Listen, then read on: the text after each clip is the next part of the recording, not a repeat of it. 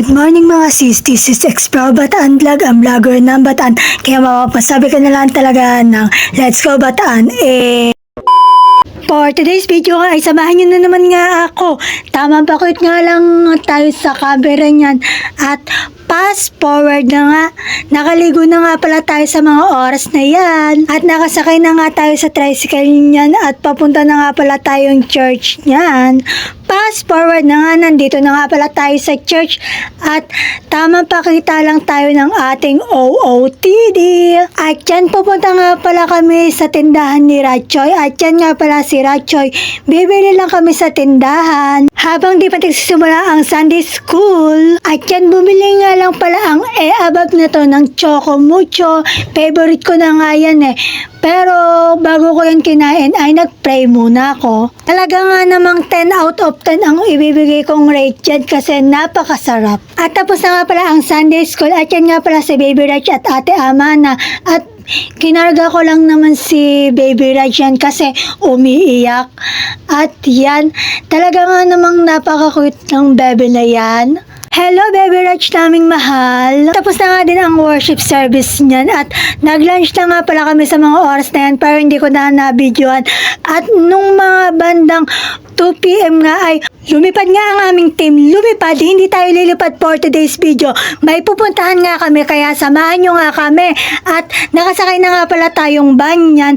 At yan nga pala yung mga kasama ko. Pinag-hi ko lang naman sila sa camera. Tagbabiyay na nga pala kami sa mga oras na yan. At yan nga pala yung daang dinadaanan namin. Sa highway na nga lang kami dumaan para nga mabilis.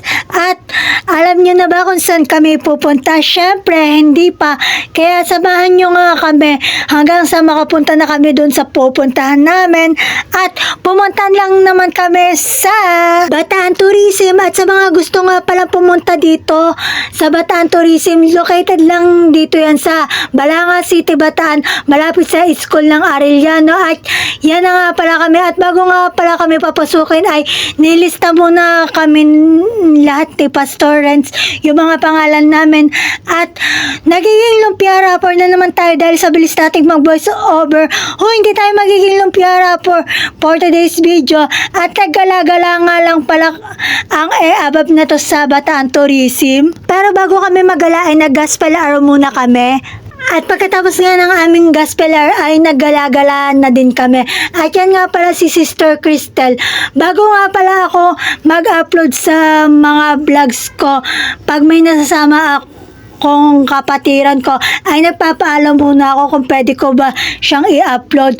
Minsan kasi may mga taong ayaw nagpapabideo or nagpapasama sa vlog kaya ginagalang ko at nire-respeto yung sinasabi nila at hindi ko sila sinasama sa vlog pag ayaw nila. At napakaganda nga dito sa Bataan Tourism at yan nga yung bago na lang building na tinayo. At pangalawang beses ko na nga pala makapunta dito sa Bataan Tourism. Nung nag-DBBS kami, gabi ay pumunta kami dito, gabi nun. Pero mas maganda dito pumunta ay gabi. At napakaganda nga din ng mga halaman dito.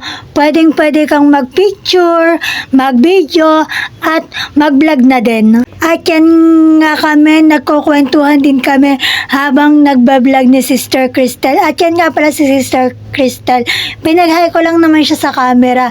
At habang naglalakad nga kami ay nagchichikahan, kwentuhan at nag-uusap din kami. At naglalakad din kami sa mga oras na yan. Tiniikot lang namin yung Bataan Tourism. At yan nga pala yung Bataan. Nagpicture nga lang pala ako dyan for memories na din, for upload sa social media, sa Facebook page at YouTube channel.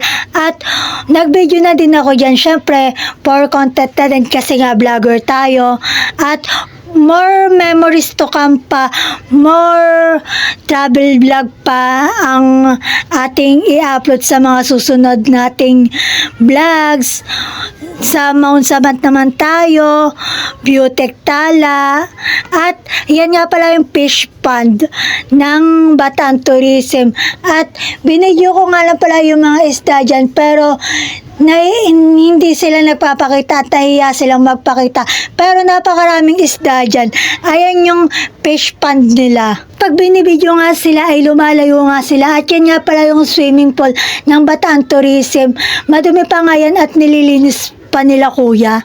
At yan nga pala si Crystal, nakasama ko pa rin mag-vlog. Nagpa-video nga lang pala tayo kay Sister Crystal niyan at nagpa-cute nga lang tayo sa camera niyan. Tambayan nga rin pala dito, pwede kang mag-picture, umupo at tumambay dyan. At yan nga pala yung tambayan nila at pwede ka rin magpahangin dyan. Dalawa nga pala ang fish pond dito at yan nga pala yung isang fish pond nila. At nag-akit baba nga lang pala kami sa hakdan ni Sister Crystal niyan. At nagpa-video nga rin pala ako kay Sister Crystal sa pag-akyat at baba ko dyan sa hakdan. At nagpakit na nga rin tayo sa camera niyan. Tama pakit nga lang tayo habang umaakit sa hakdan. Bumalik na nga pala kami ni Sister Crystal kala Pastor at kumuha nga lang pala ako ng pansit. Pero bago ako kumain, nag-pray na muna tayo at kumain na nga pala tayo ng pansit sa mga oras na yan dahil tayo ay nagugutom. Char! Napaka-refreshing nga naman ng hangin dito, napakaganda ng view